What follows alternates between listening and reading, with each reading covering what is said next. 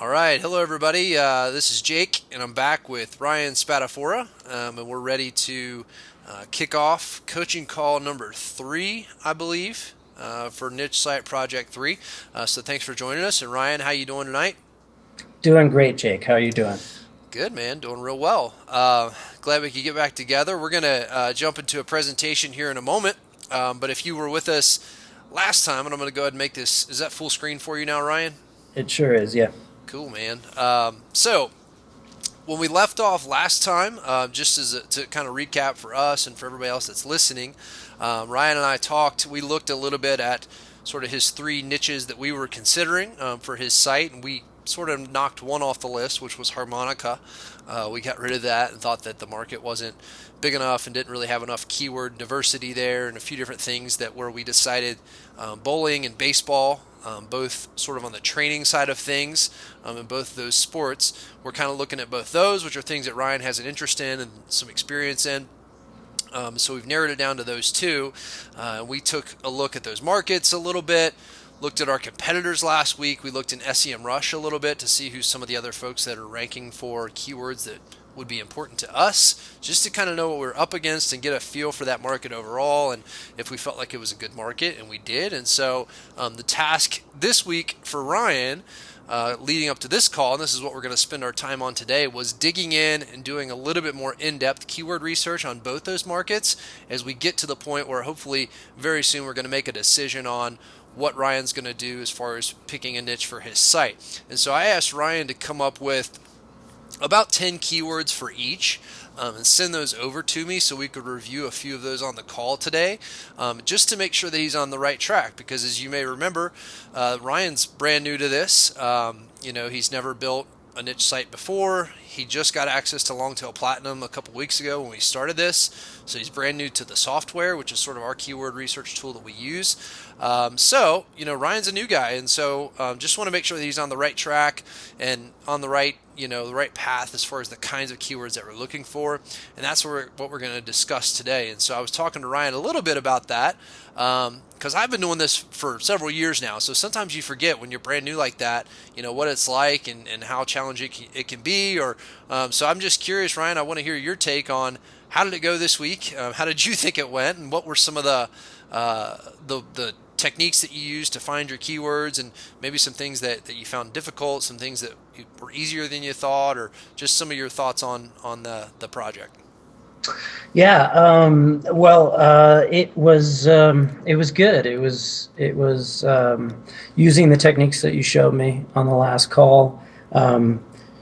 It took me a little bit to kind of get comfortable going back and forth between those tools and everything. But once I started sort of getting the flow of it, it definitely became a lot more intuitive. Um, I think one of the problems I had at first was I was just kind of scared to star keywords Yeah.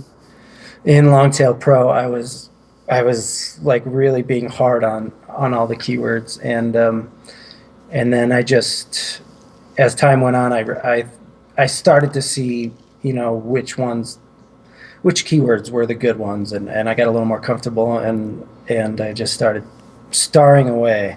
Cool. Um, so yeah, it was good, and I feel pretty good about like my search methods at this point. Yeah.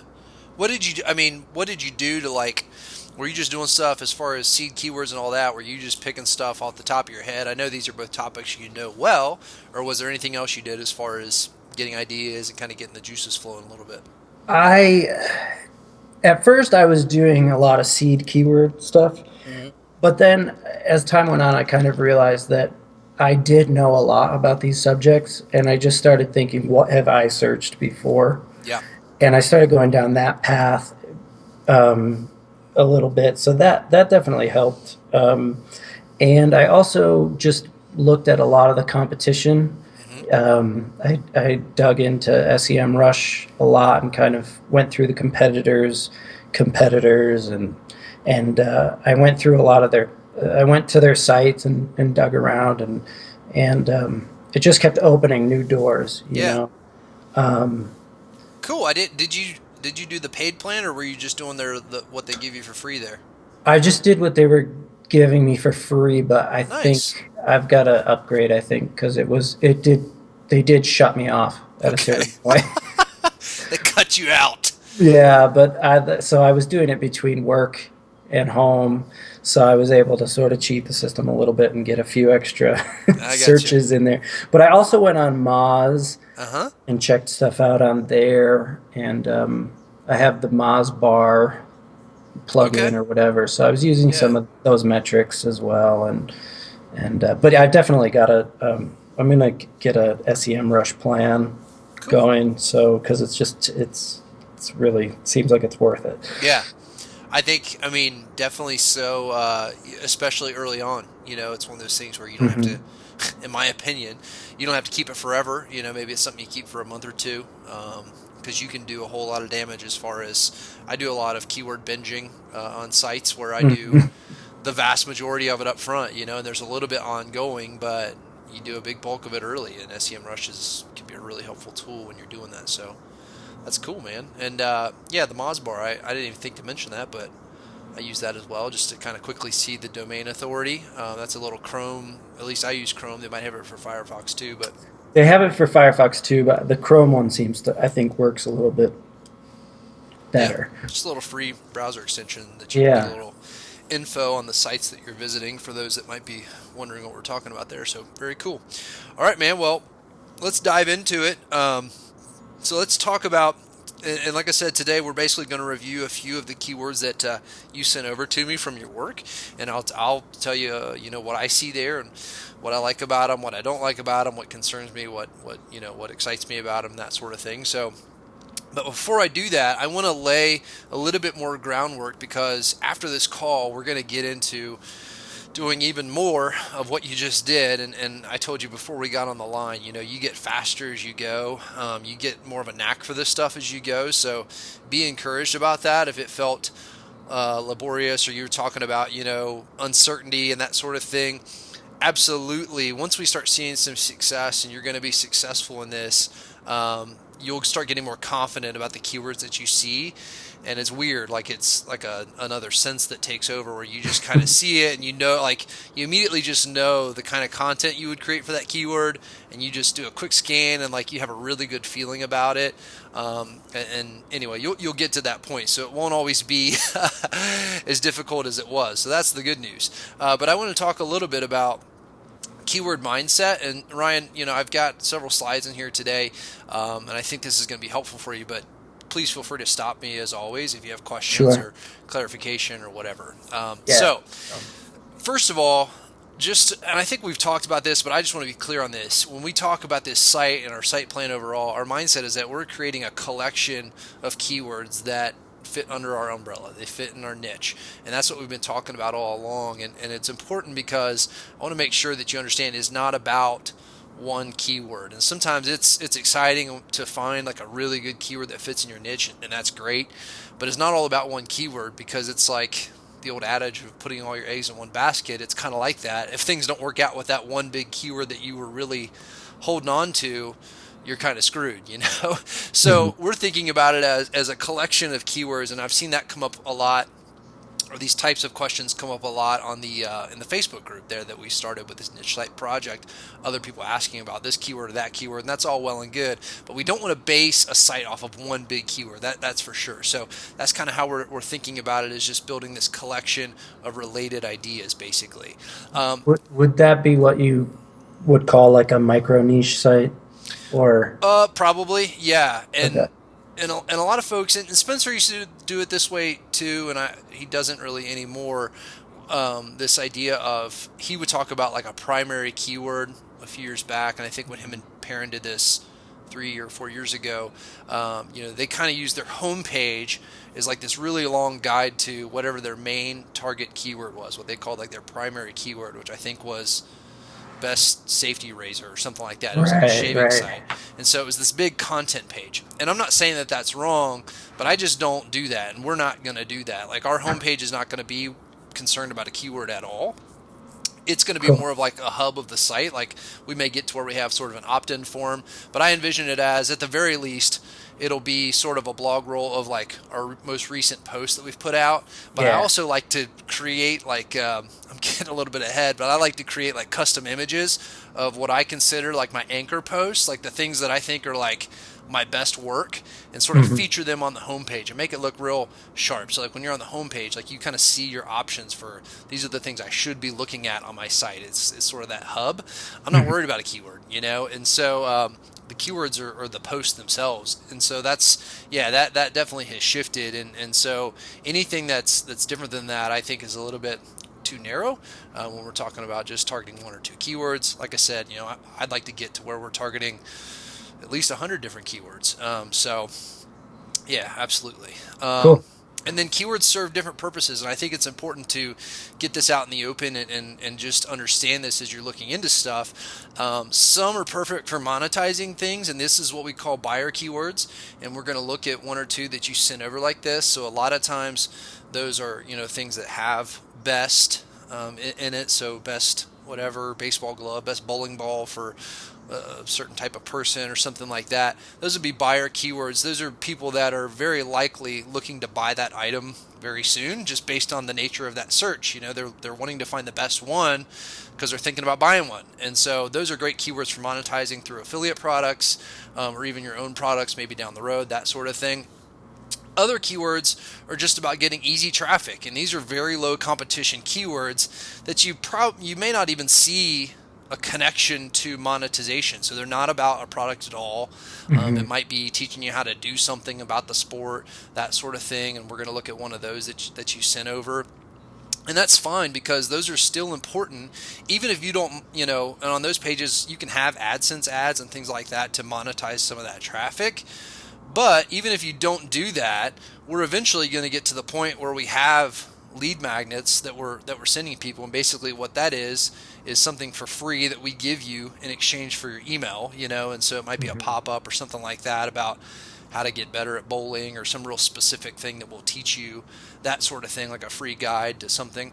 So getting that easy traffic does a couple of things. One, when you get to that point, it gives you an opportunity to collect a lead. So that's just an email address on our list that in the future, when we put out more content, we can contact that person and let them know. And it just gives you an opportunity to get a reader, you know, somebody that you really answer their question, and it might be sort of an obscure long tail kind of search, but we have a really good piece of content, and they're like, oh, that's exactly what I was looking for. What is this site anyway? And they start looking around, and suddenly they become a fan. They're on to other stuff. So that sort of stuff we shouldn't overlook. That's like the really low hanging fruit, these very low competition keywords. And really, to me, it's just about getting easy traffic. That's sort of the main purpose of that type of a keyword. Um, Next is, some are great for sharing and attracting links, and so a lot of times these are big list type posts, or listicles as some people call them, which I Hmm. think is an awkward word. Um, or, you know, just really unique content of some sort, you know, so getting an infographic created, or some unique spin on a topic or something like that. But some keywords are perfect for that, and you'll kind of see that in them. And again, it's not really about monetizing at all. I mean, sometimes on those pages you really won't even have anything about monetizing. It's more just about, you know, when people start sharing that and they start linking to that, that helps the site overall. It's kind of like the rising tide Right. raises all boats, or however they say it, because from there you can sort of interlink to your other pages and that sort of thing. And so just that good link juice and social sharing and stuff pointing to our site is a good sign. And so if that's all that keyword does for us, that's a winner. Yeah, that's a great thing. We're not worried about monetizing every single keyword. And then others finally just make sense. And this is why knowing your niche is a big help, and that's why it was high on our list. I guess the first thing really on Hmm. our list Yeah. when we went to pick a niche, because if you don't know the niche well, or you're just learning it, a lot of times you overlook this stuff or you're oblivious to it. But you kind of know, as somebody who's bowled before and somebody who plays baseball and played at a high level, you know the things that make sense for that audience. And so even if there isn't any keyword volume at all or whatever, you just kind of know that somebody that's interested in this would like to know it, because you like to know it and you're kind of like your audience. It Right. makes sense, and you just go after it, you know, because again, it's a good thing for building up readership and loyalty. And sometimes it works out way better than you planned, and I'm going to show you an example of that in just a moment. So does that make sense as far as the different purposes that keywords can serve? Yeah, absolutely. Cool. All right. And then not just low competition and not just high volume. And that's where this kind of goes into the last point I was saying, that others just make sense. So sometimes it does make sense to go after higher competition stuff, and it's not the core of what we're going to do. But absolutely, there's some stuff that we're going to target where at the outset we think, it's going to be challenging to rank for that, but it makes sense to do it. It Hmm. would be awkward if we have, just an example off the top of my head, like if we go into baseball and we have all these things that are sort of long tail keywords about really specific things about hitting, how to hit for power and how to hit to the opposite field, and these things that are like kind of real specific, but Hmm. we don't have like a big tutorial on just being a better hitter. Like whatever we find is sort of the most general phrase that people search in that category. We don't even have a page for that. It's just weird. You know what I Right. mean? Like, so it makes sense to have that. If you're going to have all these Yeah. longer tail stuff, you should have like the big tail one too, even if we don't rank for it. And I think our plan would be is that eventually we're going to rank for it, but it might take a while. So it's sort of a long-term play. So let me jump out of this presentation for a second because I want to show you where I did this. Actually, let me show you in Longtail Pro. And this is why I've become like a big fan or a big believer in the power of low volume keywords where the search volume doesn't need to be high to target it. I used to think when I started doing this when I was in your shoes, I was always looking for stuff that was searched like 1,000 times a month or more, thinking that it needed to have a high search volume to really get any traffic. And I found that that's not the case at all. And sometimes, and what I'm about to show you, I don't even fully understand why it works the way that it does.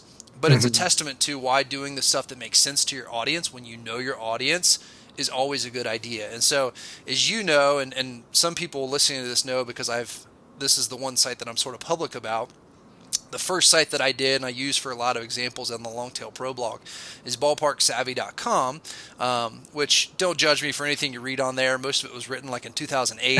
Okay, so I'm sure my jokes and stuff have changed and all that. Don't be so hard on I'm yourself. kind of a sarcastic writer, so whatever. But so that site is, very much connected to me. I share some stuff of me taking my kids to games and stuff like that. And actually, once I had kids a few years ago, I realized, and I go to a lot of Reds games and all that, I realized that going to a game with a baby or a little kid is just way different than going with just your wife or going with some Yeah. friends. There's a lot of crap to think about, like strollers and Yeah. stuff you can bring in for your kid and all that kind of crap. And I thought, well, obviously I'm not the only one with kids that goes to baseball games, so I thought, what's out there?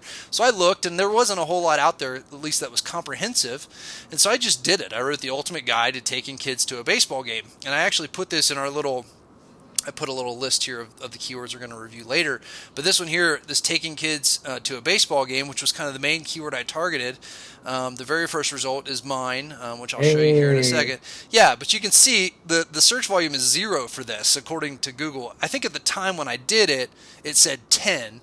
But either way, it wasn't much, and it's pretty competitive or somewhat competitive. It's a 34 KC score, but I just did it because, like I said, it makes sense. And what's amazing is that uh, you know this page actually. So this baseball season is a very seasonal site. So I think of the baseball season as April 1st to October 1st, basically, right? Hmm. So that's the 80% of the traffic this site gets is during that time frame. So during that time frame this year, this page, the ultimate guide of taking kids to a baseball game, where in my mind my primary keyword had 0 searches, had 56,000 page views, and that whatever that is 6-month time span was by far and away more than double the next page on my site as far as the amount of traffic that it received. So it's by far and away over the last 2 or 3 years has been the most visited thing on my site. And so this is Wow. sort of the homepage of the site, whatever. And like I said, I have a road trip guide and that sort of thing. But I just want to show you this briefly. There's me. This is a few years ago before we even had a third kid at opening day. But it's an enormous guide, okay? And so I give some general guidelines, but ultimately, Ryan, I went down and I went to every team's FAQ page and whatever information they had and any Wow. special rules they had about kids. I just did an alpha order. This is an enormous page. It's like 8,000 words or something. And everything you need to know, you scroll down to that team and it tells you everything that's specific to taking kids to a game. So it truly is like the ultimate guide to taking kids to a game. And just because of that, I've picked up links from like parenting sites and things like that have some high authority. So it's been a good asset there. And then as I say, like, and I don't even understand it because when I look at it now, I think all like the stuff I get traffic from are all of these keywords that are like 5 and 10 searches a month, just really specific stuff. Can you take a diaper bag into a Cardinals game? That sort of stuff. Like this Hmm. just pops up, because it's got links pointing to it, and everything you need to know is covered. And so I get traffic from. I don't even know what all I get traffic from, but probably literally thousands of different keywords that made up those 56,000 visits. And so, but I knew that this just made sense for the audience. So I just went with it. And this is where we talk about going with your gut. And so I just wanted to show you an example of that doesn't just, I don't just say that to, tickle our ears and think, oh, that sounds nice because it's the right thing to do for your audience.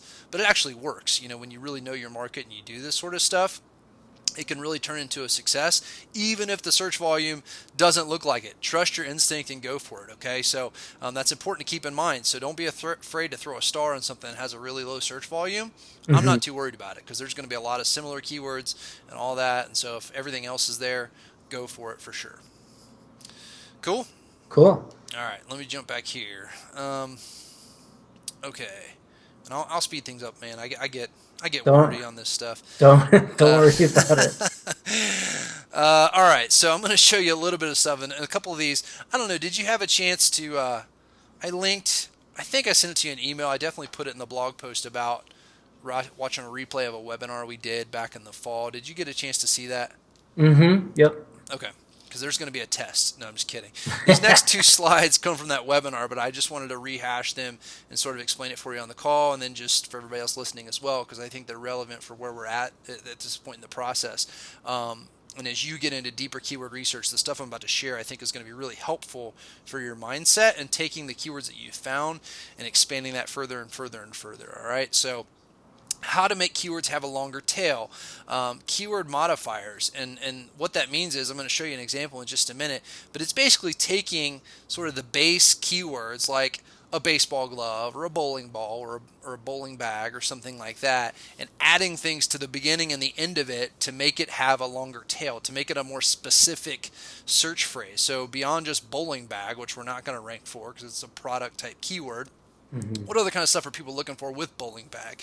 And the purpose behind that is because you find lower competition stuff, obviously, because it's more specific, and you get more targeted buyer intent. So you know a lot more about that searcher based on what they search for. And this is actually a sneak peek into Longtail University. For those that are watching along and don't have Longtail University, this is a little free snippet here. But this is some buying footprints, some examples of what I'm talking about. So I talked about best before, but we've also got for men, for women. So you think about, bowling shoes for men, best bowling shoes for men, best bowling shoes for women. Down at the bottom, I like price ranges under a certain price range. Best laptop under $500, best bowling ball under $100, or whatever the typical price range is for the item you're talking about. Another one that's in there kind of in the middle, it says for insert hobby here. So, best, bowling's not the best example, but like it talks about runners in this example. So like if that was your niche, the best thing for people in this situation, or the best, the best shoes for runners, or the best shoes for baseball players, that sort of thing. So adding Hmm. these kind of modifiers before and after your keywords is really great for your seed keywords. Also using the suggestion tools like we talked about and things like that, but it really kind of opens you up to some new ideas by doing that, and you'll really find some real gems by doing that as well. Make sense? Yeah, it does. Some of these on here I definitely used, and then some um, are good ideas that I didn't. Like the pricing, I definitely didn't do that. Like under 500 type Yeah. of thing. So that's good to look into for You'll sure. almost always find that kind of stuff, and it's really good. What I like to do with those a lot of times is if and we'll talk about this in a moment when we look at your keywords, but like if I'm doing like a buyer's guide, like the best baseball bat or something like that, just as an example. I like to do like the subheaders, like subcategories, all in one big Hmm. guide, and that's where I put some of these things in. So sometimes I'll make them their own page, but a lot of times I might do, how to pick the best baseball bat for you or something like that. And I talk about some things, and then down below, if I find that there's a good keyword where a lot of people are searching for the best bat under $200 or something like that, I might have in there what's the best bat for under $200, and sort of a budget guide, that sort of thing, and just put it all on one page. So a lot of times that's kind of the approach you can take with some of these guys if they're not sort of big enough to live by themselves independently and make up their own page. Definitely you can work them into to one big guide and rank for a bunch of different keywords like we talked about earlier, and I've seen that work for my own sites. So but yeah, just something to take a look at and think about. And this is an example here from Longtail Pro, not related to the niches that we're looking at, but again, this one is best running shoes for women with flat feet, is what that says. If you can't read it up at the top, it shows a KC of 22, 320 searches a month, and so it's a low competition keyword with actually a pretty decent search volume, but it's very specific with these modifiers. It's got the best running shoes for women, so by gender, and then with flat feet with a particular condition in this case, so they've really narrowed it down. And like I talked about with buyer intent, even if we're not selling products directly, you still just know so much more about that visitor that you know how to talk to them. When you're writing, the kind of offers to make them. So we talked about, we'll get to the point where we have lead magnets and things like that. You really know a lot about this person, so you're not going to present them a lead magnet that's sort of designed for men. We might have the guide to running for women and the guide to running for men, and this is probably a woman or a man shopping for a woman, but you get what I'm Hmm. saying. You have more Hmm. intelligence about that visitor when you dig into these kind of keywords, and it's easier to get the traffic, so it's really a no-brainer. All right, let's move on here. So analyzing your competition, let's talk about the details of what I'm looking for when we look in Longtail Platinum, and you can sort of use this as a guide as well. Again, I'm a gut guy.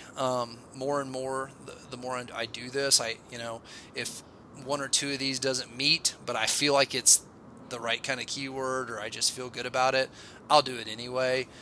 So this isn't like a hard and fast, like I always throw it out if it doesn't meet this, but it's good to have some guidelines in mind when you're looking at things. So when we pull up these keywords in Longtail Pro in just a moment, we're looking to target keywords that have weak and irrelevant results, and that's irrelevant is sort of the important thing that we'll look at.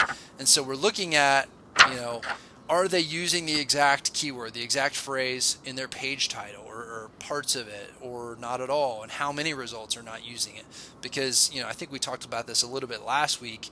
You could see a super authoritative site in the results, but if the page that's actually ranking has nothing. Let's look at the example from a moment ago about running shoes for women with flat feet. It could be Nike's site that's ranking for that, but if the page that's ranking for it has nothing to do with women or nothing to do with women with flat feet, it's really not that big of a deal because it's not super relevant. So that sort of checks, that sort of overrides everything else. You want to see irrelevant results there because that is a sign of weakness for sure. Another thing that I look for, which is a good sign to me, is when I see forums or discussion boards in the top 10 results. And Hmm. sometimes those can have authority on their domain and all that, domain authority and some of those numbers. And even the KC score might show them decent, but maybe it's just a personal preference thing. I just think those are kind of weak results. I think when you Hmm. have, you know, whoever, Jimbo and Billy Bob bantering back and forth about what the best hunting rifle is, that if I wanted to write the guide to the best hunting rifle, that I could find the sources and do a much better job than Jimbo and Billy Bob, giving their opinions. So that's the way I feel about it. If I see a forum, I think that's weak. Multiple pages that have zero juice page links is ideal. And we're talking about the top 10 results that you'll see in Longtail Platinum.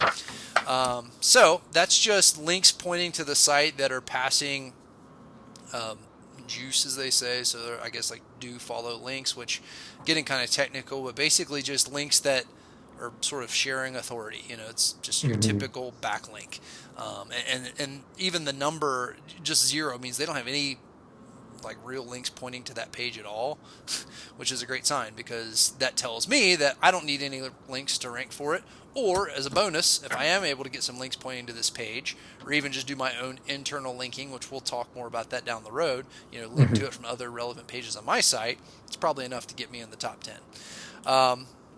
And then this plays to the first point, several results that fail to use the exact keyword in the title. And in some case, again, this goes back a little bit to the gut. There's synonyms, and Google is much, much better about understanding natural language and knowing that, lesson and instruction are very similar things and that sort of thing. So you'll kind of get an idea for it. But again, it just speaks to looking for irrelevant stuff. And then 2 or more pages in the top 10 that have page authority under 30, and that's a Moz number that comes in, and you'll see that in Longtail Platinum, but that's just a good sign for us, is that you don't need a ton of authority to rank. And then generally speaking, an average KC under 30. All right, and so I just wanted to show a quick example here. This keyword, if anybody having trouble reading it on your screen, says how to lose weight to fit into a dress is the keyword. 20 times a month it's searched. 23 was the KC score, and I highlighted a couple of results that stuck out to me. The second one is some kind of discussion board on like a wedding site, so it says boards.weddingbee whatever, and then the title is dress does not fit, wedding in 3 days. Like, that's the name of the page. Well, that's not super relevant. That's a weak result, even though it has really high domain authority. This doesn't scare me at all. Like, if I had something in this weight loss niche or whatever, I would totally go after this keyword. Like, it's just ripe for the pickings. And then same thing, answers, Yahoo Answers is the 10th result. And Yahoo Answers is just whoever wants to throw out their opinion, throw it out. Somebody asks a question to the world and people just start giving them random answers. I just think those are weak results. And so anyway, to me, that's something where I'm like, whatever, I could definitely do something better than this. And so absolutely, I'd target that keyword. So we kind of went through a lot, but in general, does that approach make sense when you're looking at the details of your competitors in the top 10? Yeah, totally.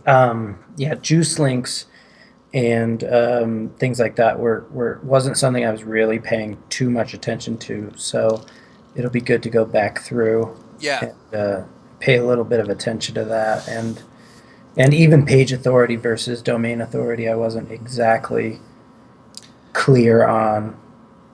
Yeah. A couple things to point out about that. Page authority, when you see page authority of 1, my understanding is that means that page authority has just not yet been assigned. Okay. So like the page is newer, or for whatever reason, Moz doesn't have a page authority for that page, so that's why it says 1. And so 1 would be invalid. Okay. And I've heard Spencer say this before. He says that if it's a page authority of 1, just to get an idea, he'll take the domain authority and divide it in half. So like that wedding bee result that shows a domain authority of 68, but the page authority is 1. Spencer would guesstimate that page authority would be a 34 because it's 68 cut in half. Mm-hmm. Whatever. So just to give you a rough idea. Yeah. So you're not Well, I just guess completely in that the does seem to make sense when you go through those results. Actually, yeah, 12 you're versus 34, 29 versus 56, 47 versus 91. right. Yeah, It's not. Yeah. it'll give you a good idea. Okay. Um, Cool. So yeah, that's the thought on that. And then the other thing I was going to say is that I don't know the inner workings of Moz's page and domain authority, but I'm very confident that in page authority they take into account the quality of links and different things pointing to that. Like, that's what helps build the authority of a site and the authority of a page. And so page authority to me is even more important than juice links, because juice links is just a number, and links are about they're about the relevance and sort of the power of the link. And we talked a little bit about that last week, I believe.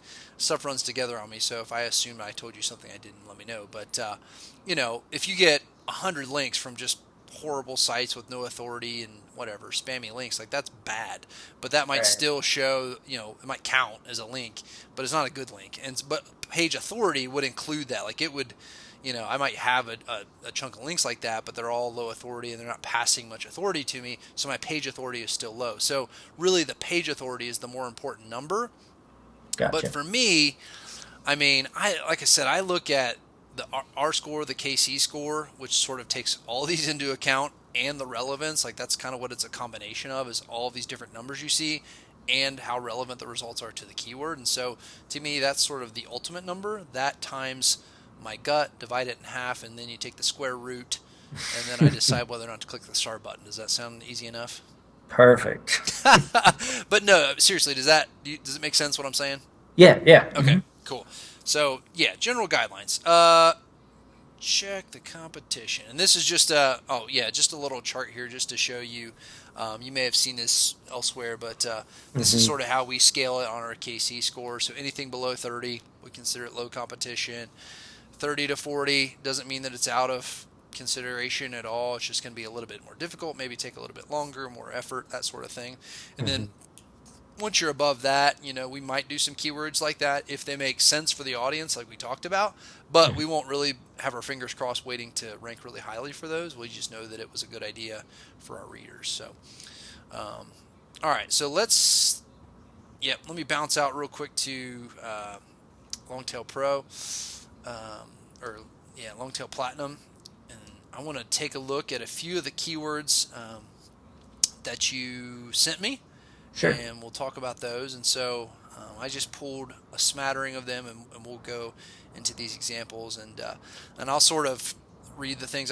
Somebody had commented on our last video about my screen capture resolution or whatever wasn't the best, so I'll kind of read these aloud for those that are following, because the font can be a little small depending on your screen size and all that. So as I get into it, I'll try to remember to read what I'm looking at.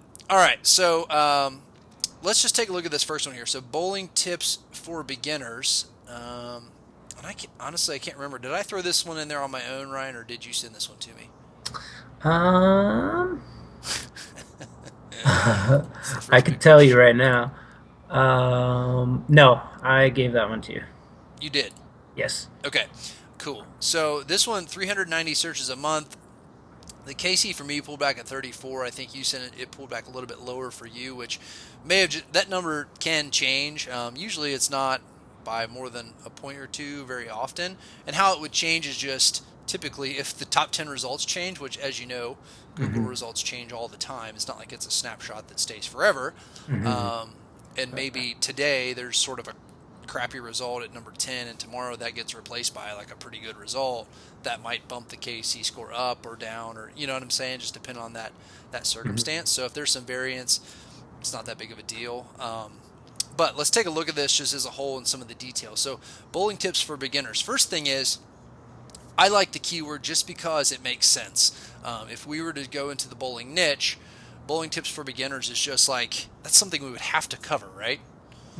I mean, you're going to talk about bowling tips. That's sort of like almost like a sub niche, bowling tips, and like we'd do a lot of keywords inside of that. And so bowling tips for beginners, I would probably have a full page dedicated just to that, where you talk about some of the lingo and then you go into some of the basic tips and that sort of thing. So this is one of those keywords. I put it on here because I would just say, if this is my site, we were doing bowling, yeah, let's just do it. Like maybe we'll rank, maybe we won't. Like it's somewhere probably creeps into the sort of medium, moderate competition, and that's fine. But there are some good signs on here. So let me tell you what I see. First of all, hub pages. Let me click on this. I think hub pages are just like random people can sort of start a blog and throw up a hub page kind of thing, which, whatever. I mean, the hub page domain has a lot of authority because it's sort of like that, but yeah, I don't think this is that great of a result. I mean, it looks decent on paper, but I don't know, not that great. But the things that I did look at before, so we've got bowlingtechniques.net, beginnerbowlingtips.com, and these are these keyword focused domains, which doesn't necessarily mean it's a bad site or anything. It just you immediately know that is like a niche site. You know what I'm saying? Because you don't have some big bowling brand who decided to call their website beginnerbowlingtips.com, and you click on it, and I can't even think of a bowling brand right now, but you know what I'm saying. I feel really bad if the guy who created that site's listening right now. He probably is. Yeah, you know what? I thought about this before we went on the call, and I was like, I say some stuff that I'm kind of just I'm kind of teasing, but I'm kind of serious. But Right. seriously, I mean, I guess those odds are somewhat slim. But if somebody's listening to this site and or our call here, and I'm like ripping on your site, I'm not really ripping on your site. I'm being a little bit dramatic here, but again, I'm not saying it's a crappy site. I haven't even looked at the site. But here's Right. what I do know: the domain authority of both those I just mentioned is 13, which is low. That's something you could get to in not a lot of time, a year or so, I would say. The page authority is below 30, so you remember that was in our criteria that we want to see 2 or more pages with page authority below 30 in our top 10, and we see several, so we can take out the 1 here because that doesn't count. We've got a 26, a 28, a 15, and a 25. So those are all good signs. So this bottom half, or these are pretty low competition stuff, and you can see the KC score here reflects that, 19 and 16 for those two. And so what I'm looking for, we talked about this a little bit last week when we were talking about just the market as a whole, but I want to see other guys that are like me that are ranking for it, because when I see that, I'm confident in knowing that if they could do it, you know what, if I go look at this page, I could build something better and I could outrank these guys. And maybe I don't, but I feel like I can, and I've done it time and time again, and so it doesn't scare me at all. So I would absolutely go for this one because it makes sense, and because I'm seeing, I've got several pages here with no juice page links. That was another thing we talked about.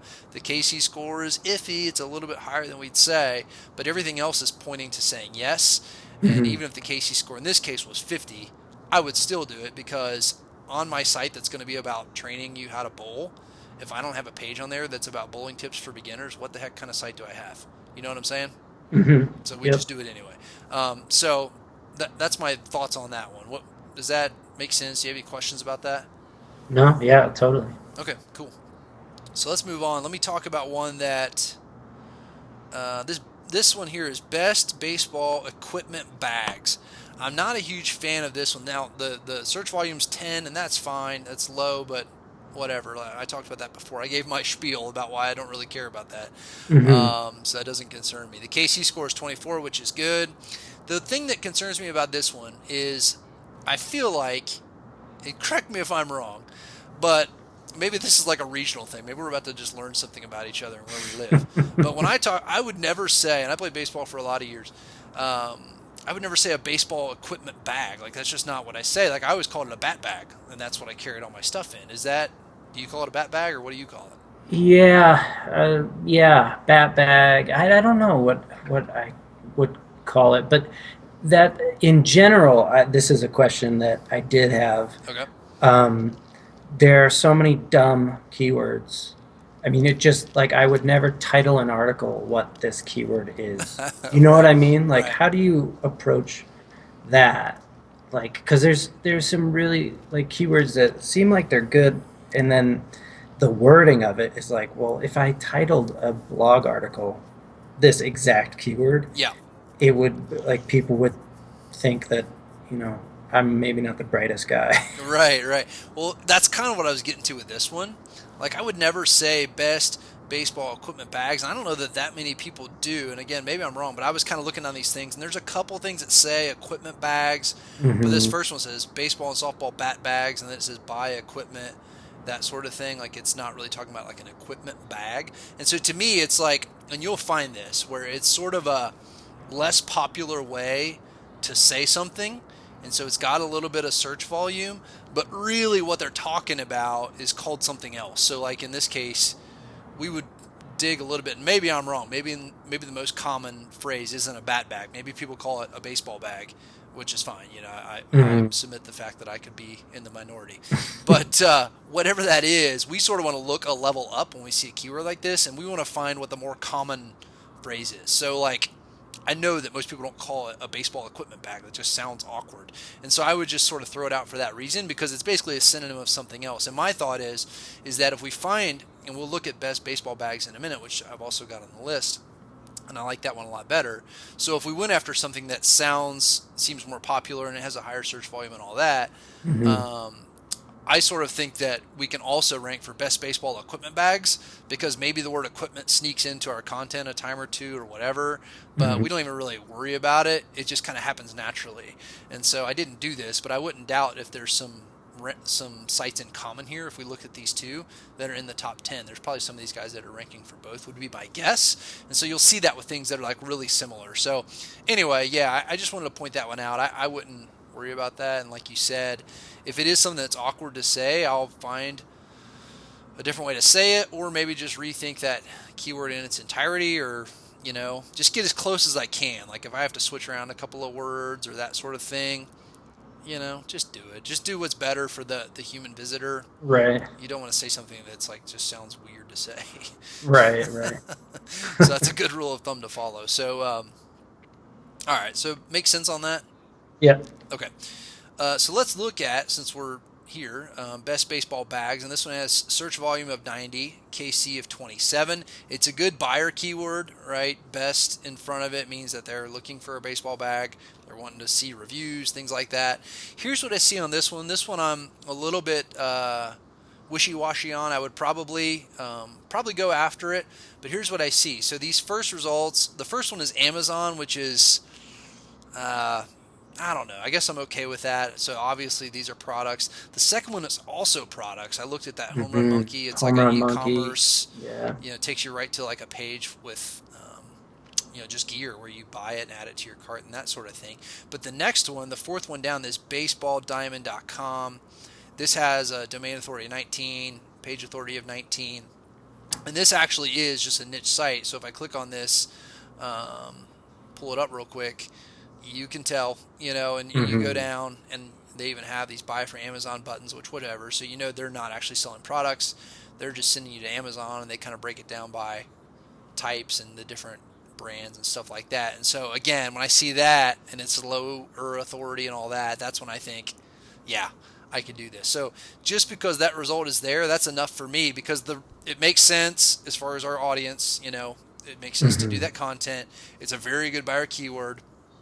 The competitiveness score overall is good, and I see at least one niche site that's ranking there that meets sort of my standards as far as low authority and all that. So I think, what, we should do it, because I think we've got a shot to rank for it. But I wouldn't go bet in my house that we're going to rank for this, because even below that, some of these other results, there are a couple YouTube results, but then we get down to Dick's Sporting Goods and its products, and one of these other ones, this Baseball Warehouse, I think was a product page. So there's a little bit of danger there. And when you talk about e-commerce keywords, and we might have exchanged an email about that, but when you're, you go look for something, even if the KC score is low, but all the results you're seeing are from whatever, it's product pages on Walmart and Toys R Us and Amazon and all that stuff, when you just go search baseball bat or something like that, you have no shot of ranking for that. Unless you're like an e-commerce store that sells them, maybe you could get there. But if you're not selling products, just forget about it. And so that's a bit of a red flag. But that one, just because there's somebody that kind of broke into it, makes me think that I could break into it too. Right. Make sense? Yeah, it does. One quick question. Yep. So YouTube, what's your feelings on that? Because I would like to make YouTube a part of my, media plan for my site. And, Yeah. what do you feel when you start to see YouTube results coming in? Yeah, you see them quite a bit, and I'm sort of indifferent about it. Like, I don't think that it's bad, and I don't think that it's great as far as like evaluating that keyword. Like, you can outrank YouTube. I think Google, I think, does a good job of stuff that sort of makes sense to have a video. A lot of like tutorial type stuff, they'll throw a YouTube video or two in the rankings and whatever. I'm curious, just based on what you said, are you thinking that you would sort of do, like, would you have the ability to record videos of yourself reviewing products, or like demonstrating techniques, that kind of stuff, or like what were you thinking? Yeah, both of those things really. Okay. I definitely thought I'd like to do that. Seems to, I don't know Yeah. if that's a good idea or not, but I don't think it would hurt. Oh, I think it's a great idea. I mean, Okay. yeah, like it's great to hear that. A lot of people don't have the either like equipment, and really you don't need special stuff. I mean, to do it, but you got to Right. have like somebody to film you, and then some people are just too shy to do it. Frankly, they don't Right, see themselves on right. camera, that sort of thing. So, if you've got both those things covered, I mean, obviously the two niches that we're talking about, there's tons of opportunity there, and so. Yeah, and I've got some experience there, so that's going to be exciting, and I think that'll be a really good That's going to be a big leg up for us, actually. So I'm glad Oh, to hear good. that. Yeah, yeah, definitely. Yeah, I've written some about that, but we've used YouTube for Longtail Pro, and I learned a lot about it and just sort of the marketing side of it. The last 4 or 5 months or whatever. So I'll have a lot of good stuff for you there. But no, I think it's great. And then a lot of times, and I've done this before with like Longtail Pro stuff, is like if I see YouTube videos or ranking, or even if not, and I just feel like doing this, and I go write like a big guide to buying a baseball bag or something like that for this keyword, but I see videos ranking as well, I might go do a video too, just to Hmm. kind of double my chances of ranking. And essentially in the video, if I'm showing a particular bag or just talking about it, I will like record myself on video, sort of summarizing what I say in the article, and just make a video, and so I've got two shots at ranking rather than one, and totally nothing wrong with that. I've done that plenty of times, and you get traffic in two places for doing research on one thing. Yeah, cool. So yeah, that's the simplest way to do YouTube, but there's a lot to it that we can do as well. But good question though. All right, Okay. this one, bowling lessons. I'm gonna say that I'm not a huge fan of it, and I sort of just picked ones of this list that you sent me. I know you sent me more keywords than this. I sort of picked ones out. I think a lot of the other ones you sent me were very good. We talked about it a little bit before we started the call. I just wanted to pick ones out that I felt like I had a little bit different angle or something different I could talk about with it. Hmm. Kind of found a different issue. The only reason this kind of keyword concerns me is when I hear bowling lessons. Or let me ask you this: when you go to Google, if you went to Google and search bowling lessons and that's what you search, what would you be expecting to find? Um, I I might be expecting to find maybe some local results for people that are offering Yeah, lessons, and then videos, probably, I yeah. would think. No, that's good. And that's pretty much what I would say too, which is why it concerns me. And I clicked on a couple of these, and I think it's based on like the server that this comes from. So it wasn't local to me because I'm sort of in Longtail Platinum, but it was some other random, it was like Minnesota or something. But anyway, so your results may look quite different than this. But when I'm starting to see local results, or even if I just see one or two, but in my brain, putting myself in the seat of the searcher, if I'm expecting to find local results, I kind of feel like that eventually Google's going to get there to where that shows me local results. So if this keyword was bowling lessons online, or online bowling lessons, or bowling lesson videos, or something like that, I would Right. be all on board for it. But when I think a searcher searches bowling lessons, I think what they're looking for is somewhere around them that offers bowling lessons. And so there might be other stuff that ranks and all that, and the KC and the search volume is good, and all the other metrics are fine. So maybe you could do it. I don't know. It wouldn't be high on my list. Like I would still throw a star next to it probably and keep it for Mhm. later. And maybe we get there. It's so kind of general. I would almost be looking for a longer tail version of it, like I mentioned earlier, that I would feel a lot stronger about. Because when I just, you really don't know exactly what they're looking for when they just search bowling lessons. It's kind of general. You know, Right. are they looking for videos? Are they looking local? Are they looking, whatever. So, anyway, so that one doesn't excite me so much, but I'm not saying that we would never target it. Okay, let's do a couple more real quick. So finger grips for bowling balls. This one's got a KC score of 15, which is phenomenal. Very low competition. 20 searches a month, whatever. That's fine. This one, I'm a little bit in the middle about. The Hmm. KC score and all that is awesome. The only thing that concerns me about it, and I don't even know when I first saw this shows you what I know about bowling, but when I read the results, what I came to realize is apparently these are some kind of like inserts that you would put in a ball, so it's like a product. Is that what a finger grip Yeah. is? Yep. Okay, so maybe it's good to target, but I saw some what appear to be like e-commerce type results, like we were talking about earlier, where you Right. go buy finger grips, which concerns me a little bit. So I didn't look at every one of these results, but this one here is how to glue in finger inserts. So it's more of a tutorial, which points to the good side to say, yeah, we should target this. So Hmm. I would probably do it if we had a bowling site. Eventually you're going to run out of stuff to talk about. So I would have a page about it. I just, I wouldn't be like completely sold that I was going to jump right up there for it, just because my fear would be is that eventually it turns into more of an e-commerce keyword and we sort of get bumped out. The first thing is like a shopping page, that sort of thing. So that just goes back to kind of the same rule I was talking about earlier with the I forget which one it was. The bags or whatever we were looking at, but yeah, Yeah. a bit of an e-commerce concern, but the KC score and stuff is awesome. So I might do it anyway, but we'd have to think about how we were going to approach it and kind of what kind of content we were going to create that made sense for it. So maybe we create like a best of post, best finger grips for bowling balls, that sort of thing, and just do it that way Hmm. and see what happens, and kind of rank for some of that stuff. So yeah, that one's somewhere in the middle for me. And then the last one, and I really like this one, drilling a bowling ball for more hook. And so, is this talking about actually drilling into a bowling ball? Yeah. Okay, Yeah. that's what I thought. Yeah, But because bowling balls have these like weighted blocks in the middle of them. So where you choose to drill, your audio is getting a little, I don't know, like, like I'm fading away. yeah, like bad signal.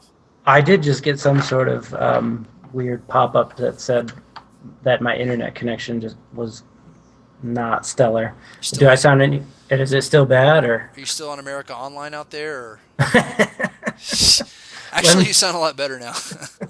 It's been fixed. yeah, yeah. Just let me get my modem. Your 56K. Yeah, let me plug my telephone line back in there. Dude, I if we've think got if we've got like 20-year-olds listening to us right now, they have no idea what we're no talking about. idea. They don't know the struggle, man. Oh my Paying for God. internet by the hour like we did back at one time, or our parents did probably. Oh, just waiting for a picture to load forever. It's just like line by line. Ask your parents, kids. It That's existed. right.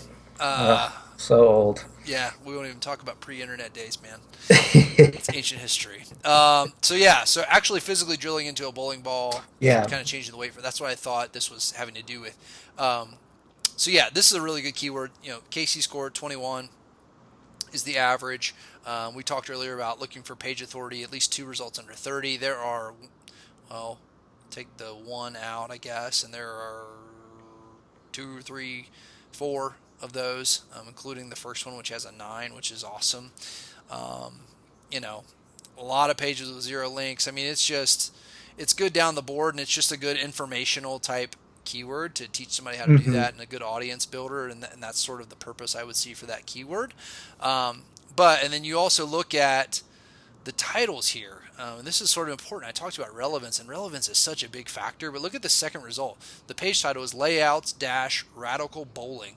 What the heck is that? And I clicked on it. It's like a PDF or something, and maybe in their PDF they talk about it. But this is a horrible title. It doesn't have anything to do with any. I mean, it says bowling, and that's it. Yeah, that's Nothing about a weird. hook. Nothing about drilling. Nothing about a ball. All of that. And so there's some of these. How do I make a ball hook?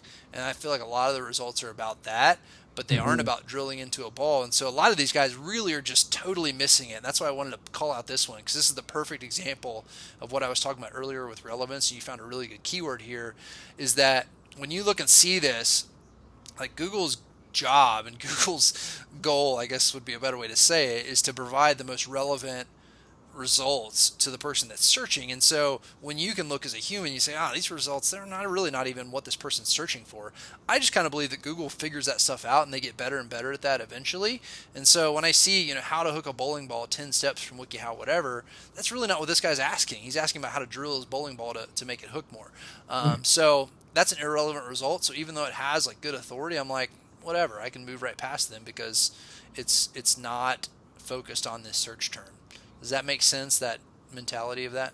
Yeah, totally. Okay. And actually, that keyword right there, like you could probably still work in affiliate product links in there because different balls are have different like weight blocks inside of them. So I Gotcha. feel like you could still angle that in there Oh, yeah. naturally. No, definitely. So yeah, that's a good Absolutely. one. Yeah, you can always do affiliate stuff in the context of your writing, and sometimes that performs even better. So, like, if you were talking about a specific tool that you need to do it or a specific weight, a lot of times I'll just be writing, and after that paragraph, I'll say, yeah, and change out, or, this is one of my favorite weights, and then have just like in parentheses, see an example here, and I'll link that to a product, and that sort of thing. So Hmm. you can get clever about how you sort of sneak in product references and affiliate links. So yeah, absolutely, man. Um, Nice. cool. All right, so let's jump back to presentation. I got a couple more things I wanted to share with you, and then we'll wrap up. Is that all right? Sounds great. All right. Just so everybody knows, it's getting late here.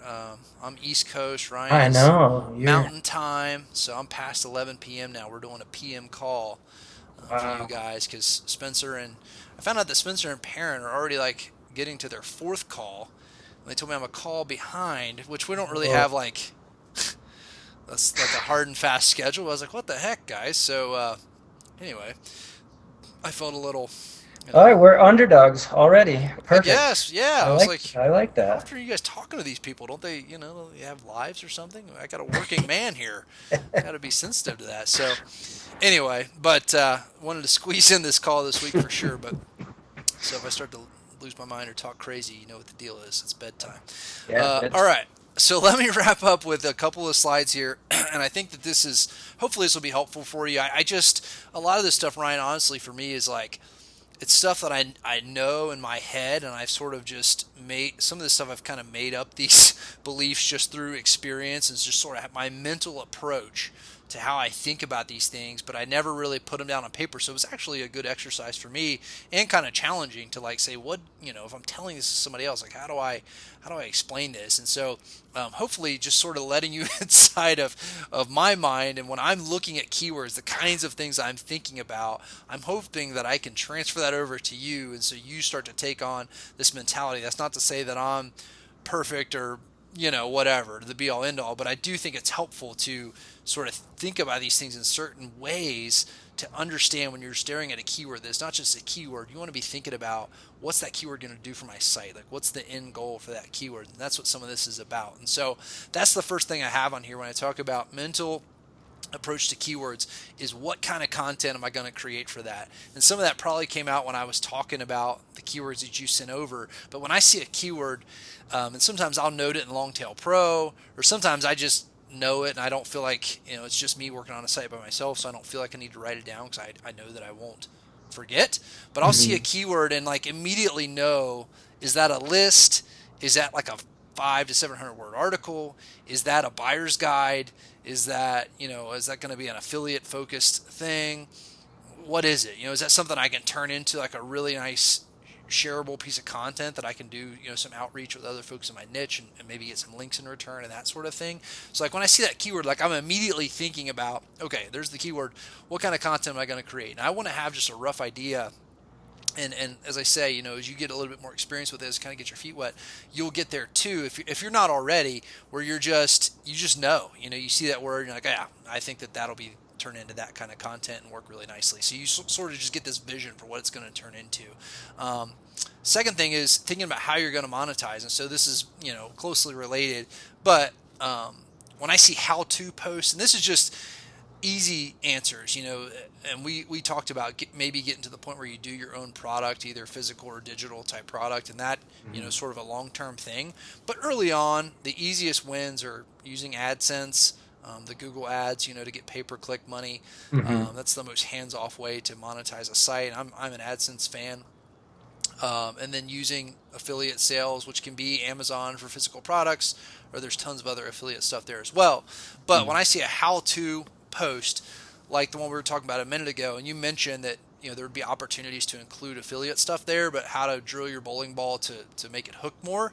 To me, Mhm. that is a how-to post. It's a tutorial. I'm showing Yeah. somebody how to do something. It's kind of a specific question. It doesn't need to be a big long article. And so AdSense is sort of the easy answer. I'm going to have a plugin that just has AdSense, puts it in the right spots on my site and that sort of thing. And we'll get to all that. But I don't even worry about it. I'm just like, whatever. I'm going to do that because I feel like it's easy traffic, like we talked about earlier. I'm going to have some AdSense on there. I'm going to get some clicks. And so Mhm. that's my way of making money. The other is those buyer's guides, those best and comparison type things. And that's all about affiliate sales. And so we'll get into how we can structure those and just give you some ideas there. But again, you're thinking about from the outset, how am I going to monetize this?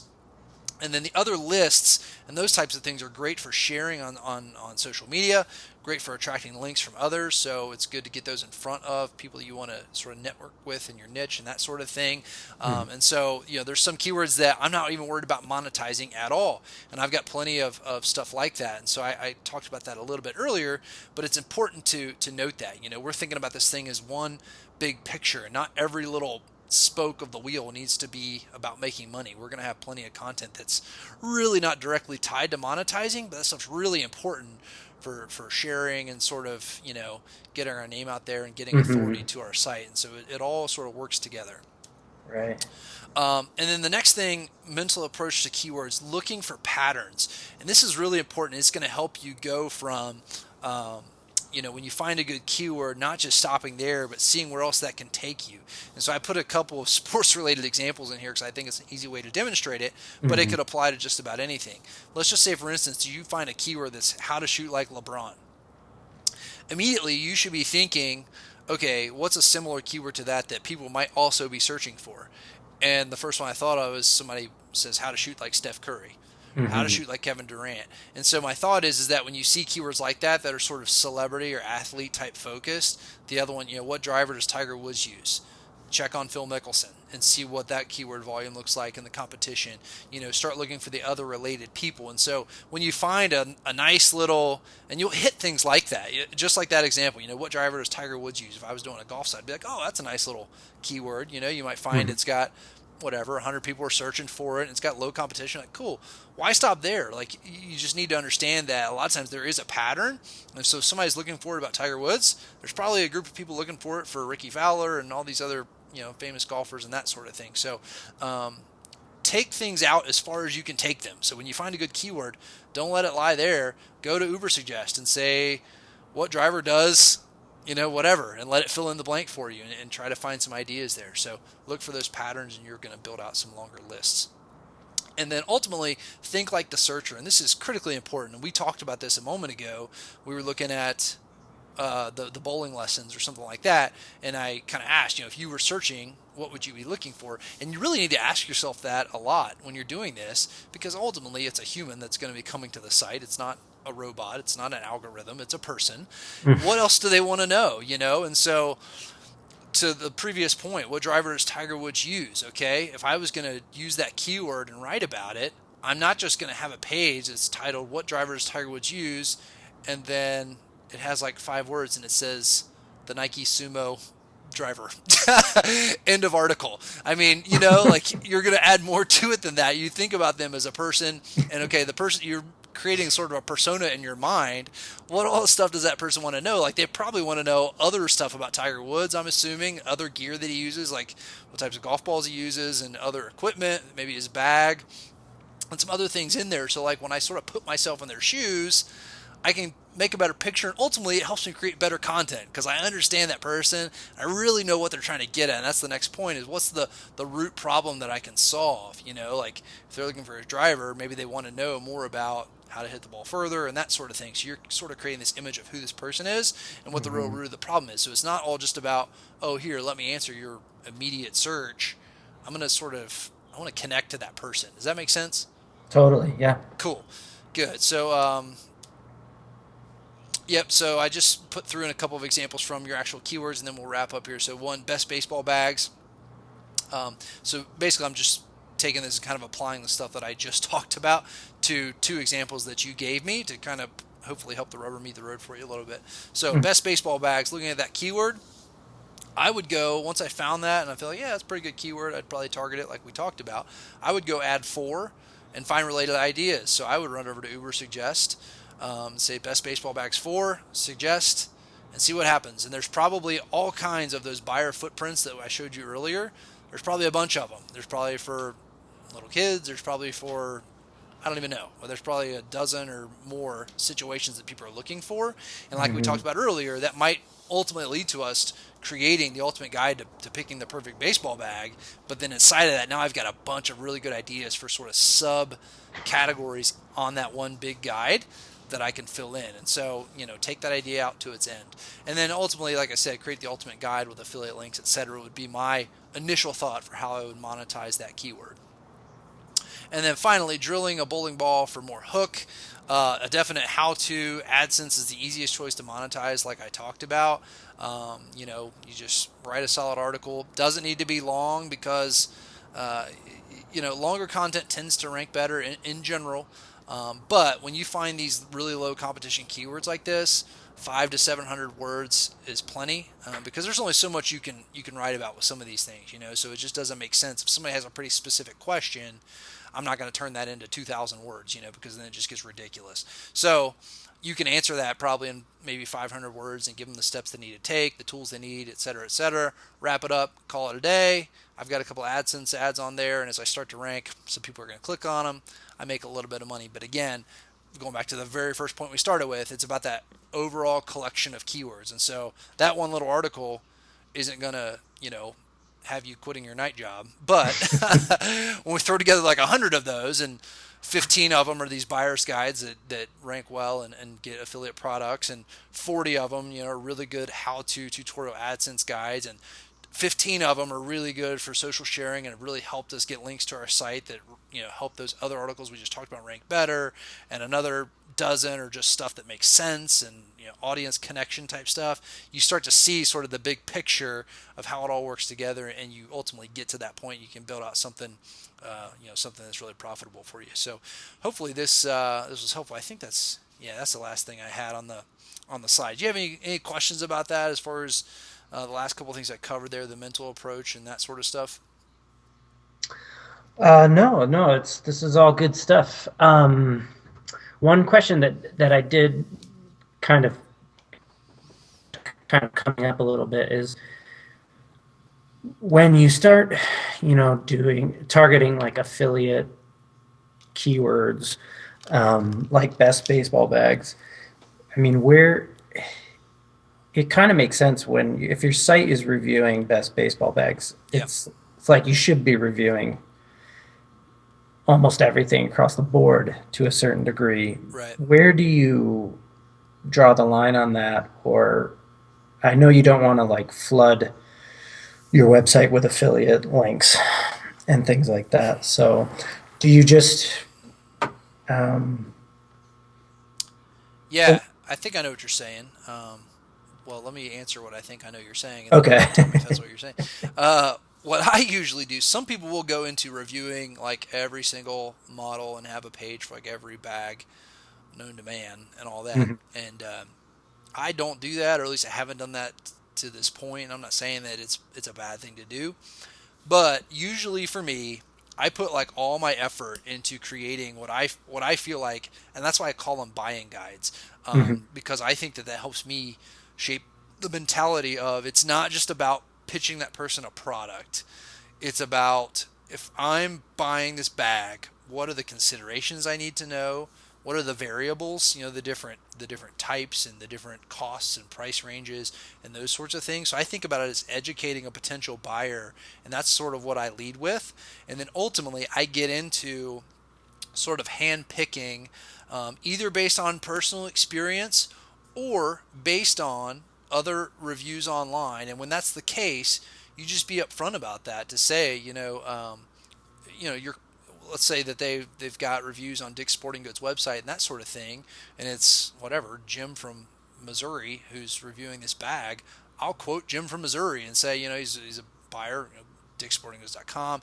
Jim said this, that sort of thing. And so I sort of, in the process of that, I kind of curate like my thoughts and what I see and some description type stuff along with some of the other information I find online. So I feel like what the mentality I think is like I'm sort of doing the research for them online and packaging it in like a really efficient way to where somebody who's actually thinking about buying this can come here and get all they need to know, including the top 3 or 4 options that are out there.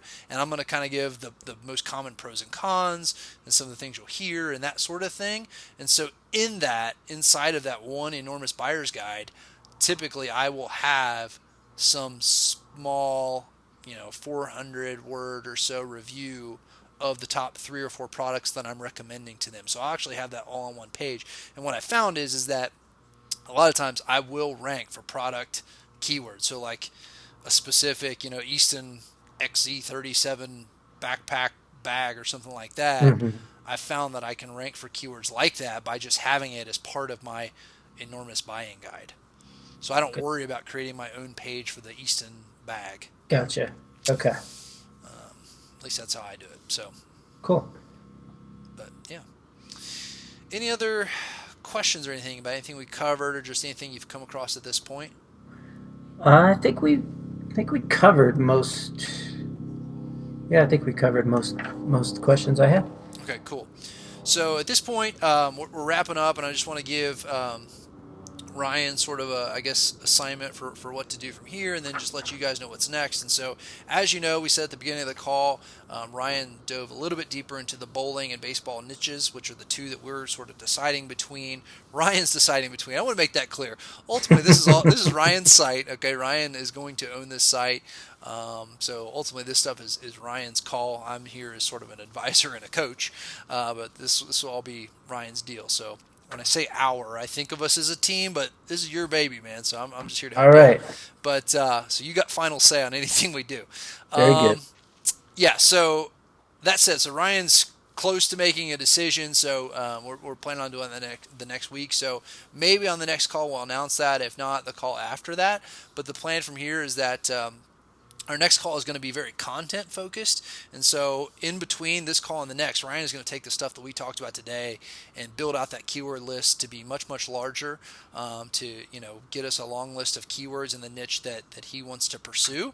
And so we're going to start building out that list based on this exact criteria. And then the next call, I'm going to introduce Ryan to the Thrive Content Builder and Thrive Themes, which we're going to be using for the site. Really cool stuff, and it's going to make Ryan's job much easier for creating actually really cool looking content. So I'm going to introduce that to him, and then also just talk some content theory, I guess. Give him some ideas about types of content that goes beyond just writing a 1,500 word article. Some engaging type stuff that you can do that doesn't take a lot of time. It's really going to help us build out our site pretty quickly. So I'm actually excited about that call. So the next time we get together is going to be a content focused call, and at that point, behind the scenes, we'll be ready to start rocking and rolling and building some content and getting this thing up and running. So pretty exciting stuff, right? Definitely. I'm ready to get it going. Yeah, me too, man. Anyway, all right. Well, thanks for listening in, everybody. If you're still with us, if you've listened to the entire 1 hour and 17 minutes, go treat yourself to a dessert or something special. It's really weird. I'm looking at this clock. I think our last call was 1 hour and 17 minutes, which we're about to do again, and I'm going to double check that. And if that's the case, we need to go buy a Powerball ticket or something. This is nuts. Yeah, Uh, let's do it. yeah. Anyway, all right, Ryan. Well, we'll cut the recording here, man, and we'll talk soon. All right, sounds good. See you.